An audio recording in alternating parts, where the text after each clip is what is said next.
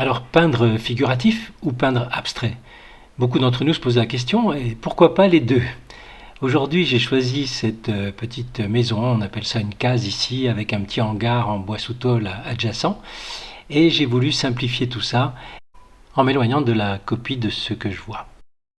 Alors, je commence par un petit croquis simple au feutre noir, et j'insiste bien sûr sur les repères pour les maisons, mais après j'invente un petit peu, c'est-à-dire que je modifie un petit peu l'avant et je note pas mal de choses en dessous pour me souvenir de ce que je vais faire, où je vais mettre des zones foncées, des zones claires, des coulures, des éclaboussures, etc. Et aujourd'hui on va se lâcher un peu, on va prendre des risques puisqu'on va s'éloigner un petit peu de la représentation figurative stricte. Alors la première étape, je vais utiliser uniquement du noir et du blanc. Alors j'ai commencé par peindre un ciel très chargé, un ciel d'orage, très foncé du côté gauche, un peu plus clair du côté droit, et déjà quelques éclaboussures, quelques coulures sur l'avant-plan. Maintenant je prends un pinceau assez large, et avec le côté du pinceau, chargé de peinture sombre, presque du noir, je vais tracer quelques traits pour représenter ici le toit et les différents éléments de cette petite maison et de ce hangar. Le dessin n'a pas besoin d'être parfait, donc pas de règles, simplement j'utilise toujours ce pinceau large pour noter quelques éléments, ici la base du toit de tôle, et ensuite quelques éléments comme la porte avec les battants, les volets, comme la petite fenêtre sur le hangar. Et je vais prendre mon temps tranquillement, sans essayer de chercher à reproduire exactement ce que je vois, hein, on est d'accord. En fait, cette partie en noir et blanc va me prendre plus de la moitié du temps de la réalisation de ce petit tableau. Donc c'est important parce que sur cette base foncée, sur cette base monochrome, eh bien on va poser des lavis de couleurs ensuite, et vous allez le voir, et petit à petit les choses vont apparaître. Et vous allez voir tout au long de la réalisation de cette petite peinture que j'utilise très rarement le pinceau fin, c'est vraiment à la fin pour quelques détails, mais sinon ça sera juste un pinceau large à utiliser sur le côté, comme vous le voyez, pour faire des petits traits irréguliers, pour essayer de représenter la structure de cette case.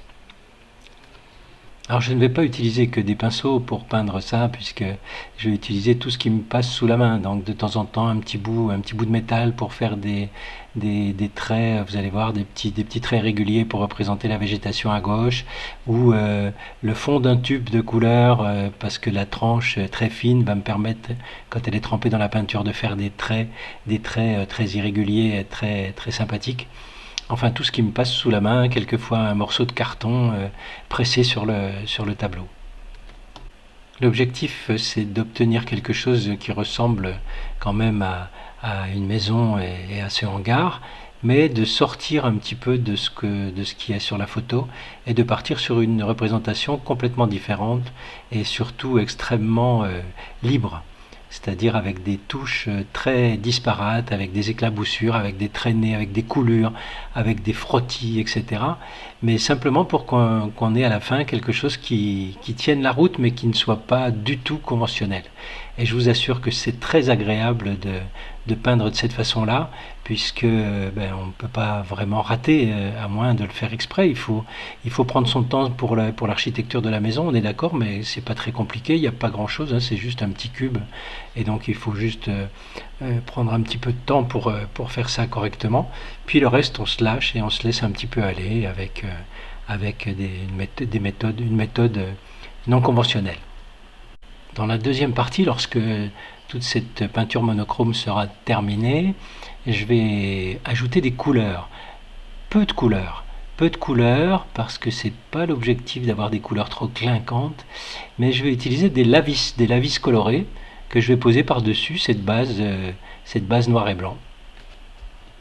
Je reprendrai seulement quelques endroits avec de la peinture plus épaisse, comme par exemple le ciel clair en haut à droite, ou les montants en bois du hangar. Voilà, quelques petits détails comme ça, mais la plupart du temps, ça sera des petits lavis colorés qui vont être posées sur ce qui a déjà été peint. Voilà, je vais vous laisser maintenant regarder la fin de la réalisation de ce petit tableau qui a pris un peu plus d'une demi-heure au total. Hein. Il ne s'agit pas de faire quelque chose de très poussé, donc autant être assez rapide.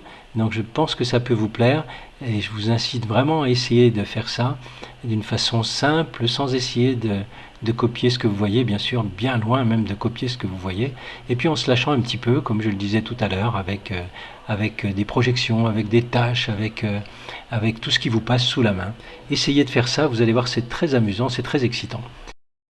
Allez les amis, à vos pinceaux, sortez de la routine et sortez des sentiers battus, faites ce genre d'expérience, vous allez voir que ça va vous apprendre beaucoup sur les méthodes de peinture et après ça vous permettra peut-être de trouver votre voie, votre style.